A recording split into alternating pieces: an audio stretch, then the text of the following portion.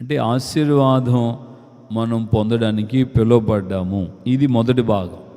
ఆశీర్వాదం పొందడానికి లేక ఆశీర్వాదమునకు వారసులు అవ్వడానికి పిలువబడ్డాం. దేవునికి స్తోత్రం, హల్లెలూయా. సో వారసుడు పరిస్థితి ఎలా ఉంటుంది చెప్పనా? ఒక మాట జ్ఞాపకం చేస్తున్నా చూడండి. అబ్రహాము దేవుని చేత బహుగా ఆశీర్వదించబడ్డాడు. ఎంతగా ఆశీర్వదించబడ్డాడంటే అంత గొప్ప దీవెన, శత్రువులు సైతం అతని యందు అసూయపడేంతగా దీవించబడ్డాడు. ఆ అబ్రహామును గురించి పనివాడు కూడా సాక్ష్యం ఇస్తాడు.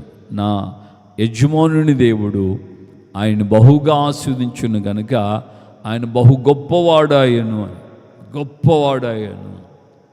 ఒకప్పుడు ఒక పరదేశిగా ఉన్నటువంటి వ్యక్తి అంత గొప్పవాడుగా మారాడు.